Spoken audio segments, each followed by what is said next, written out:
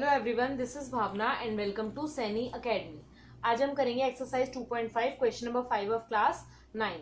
सो question number 9 है हमारा factorise this polynomial. सो हमें पोलिनोमियल गिवन है और हमें इसको फैक्टराइज करना है। ठीक है, तो ये देखो किसी आइडेंटिटी की एक एक्सपेंड फॉर्म दी हुई है, हमें बताना है, इसको सिंपल फॉर्म में करना है कि ये आइडेंटिटी कौन सी थी, ये पहचानना है और इसको सिंपल फैक्टराइजेशन फॉर्म में हमें लेकर आना है। ठीक है, तो सबसे पहले हम करते हैं। अब देखो एक आइडेंटिटी थी हमारी a plus B plus C whole square is equal to A square plus B square plus C square plus 2ab plus 2bc plus 2ca। अभी देखो ये आइडेंटिटी कुछ ना कुछ इस फॉर्म में दी गई है। ठीक है, देखो यहाँ पे स्क्वायर है, यहाँ पे भी स्क्वायर है। फर्स्ट 3 टर्म्स में हमें स्क्वायर दिया हुआ है और बाकी दोनों टर्म में हमें दो दो वेरिएबल एक साथ दिए हुए हैं, जैसे कि इस आइडेंटिटी में दिए हुए हैं। तो हो सकता है ये आइडेंटिटी यूज हो रखी हो। ठीक है, हमें आइडेंटिटी इस फॉर्म में दी हुई है और हमें इस नॉर्मल फैक्टराइजेशन फॉर्म में लेकर आनी है।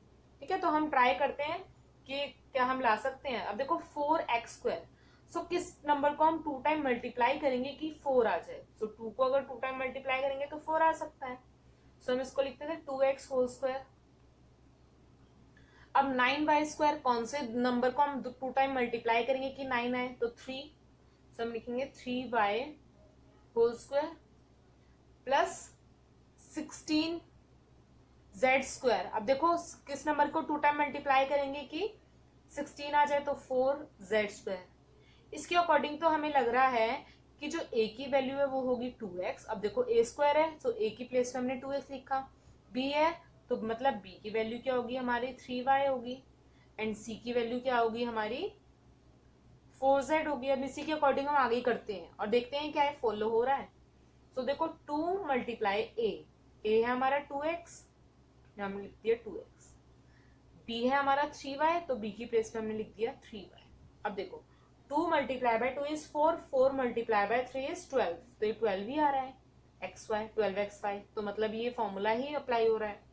नेक्स्ट करके देखते हैं अब 2 मल्टीप्लाई b है हमारा 3y और c है हमारा 4z।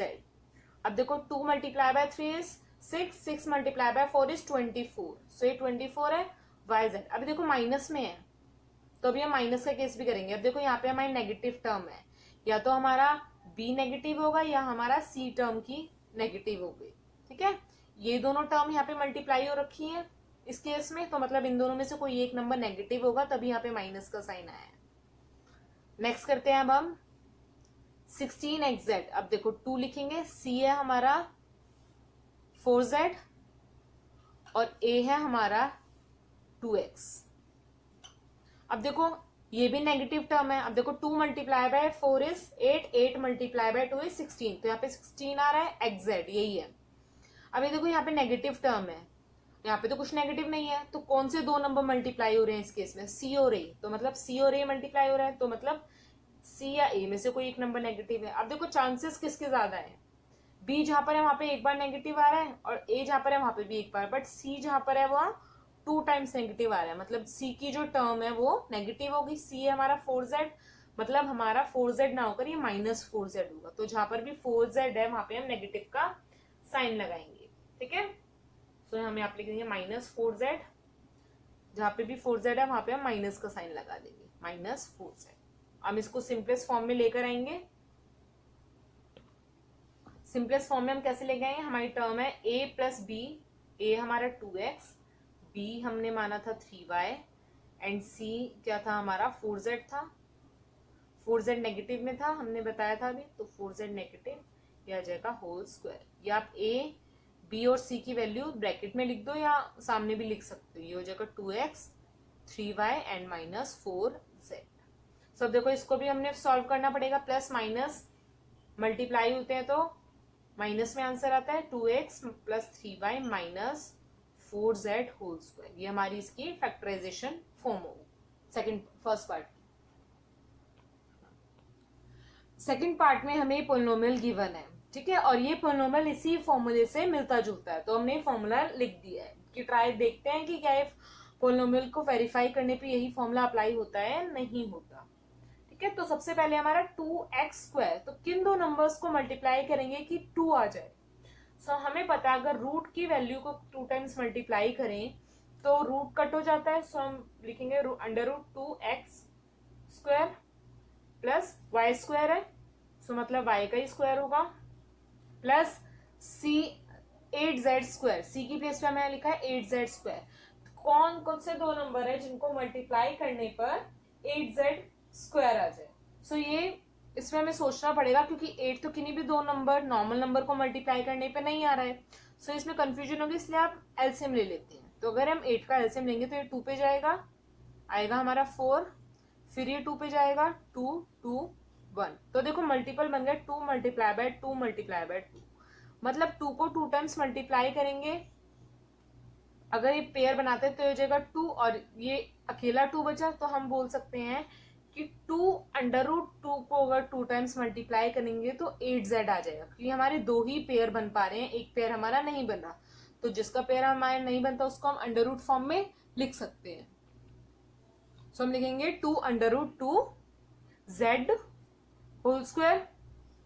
अब इस केस में हम कर रहे हैं तो इसका मतलब जो हमारी a की वैल्यू है वो होगी हमारी √2x, b की वैल्यू हमारी फॉर्मूले के अकॉर्डिंग होगी 5 एंड c की वैल्यू होगी हमारी 2√2z।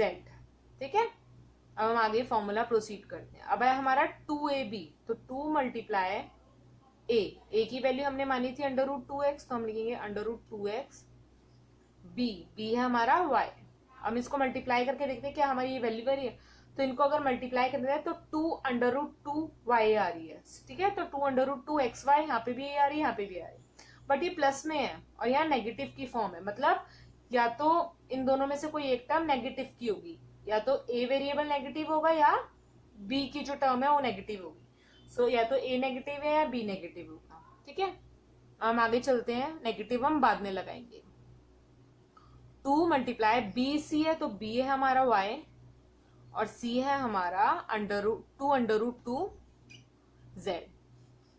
अब इनको मल्टीप्लाई करते हैं तो 2 multiply by 2 is 4, so 4√2yz आ रहा है, तो यहाँ पे भी यही है और प्लस में है, तो मतलब इन दोनों में से कोई भी टर्म नेगेटिव नहीं होगी। नेक्स्ट टर्म देखते हैं हम। नेक्स्ट टर्म हमें 2 मल्टीप्लाई c है हमारा 2√2z और a की वैल्यू है हमारी √2x। ठीक है, अब इसको मल्टीप्लाई करते हैं तो 2 मल्टीप्लाई बाय 2 इज 4, √2 को 2 टाइम मल्टीप्लाई किया तो यहाँ पे 2 आ जाएगा, 4 मल्टीप्लाई बाय 2 इज 8, तो यहाँ पे आ जाएगा 8। वेरिएबल हमारे zx, तो यहाँ पे भी zx ही है। अभी देखो ये टर्म पॉजिटिव है यहाँ, बट ये नेगेटिव है, मतलब इन दोनों में से कोई एक टर्म नेगेटिव की होगी, या तो हमारी c नेगेटिव होगा या हमारा a नेगेटिव होगा। ठीक है, तो अब यहाँ पे देखो c के चांसेस एक बार है कि जहां पर c है वहां पे बस एक बार नेगेटिव है, b के चांसेस भी एक है, बट a के चांसेस 2 बार है। इसका मतलब जो हमारी a की टर्म है वो ही नेगेटिव होगी, तो जहां पर भी a हमने लिखा है वहां पे हम आगे नेगेटिव का साइन लगा देंगे। जहां पर भी a है वहां पे हम नेगेटिव लिखेंगे और a हमारा यहाँ पर है, यहाँ पे हम नेगेटिव। ठीक है, तो इसके अकॉर्डिंग हमें पता लगा कि a की वैल्यू तो है हमारी -√2x, b की वैल्यू है हमारी y और c की वैल्यू है हमारी 2√2z। अब हम इसको नॉर्मल फॉर्म में लिखेंगे। इस फॉर्म में a plus B plus C whole square, so a की वैल्यू हमारी -√2x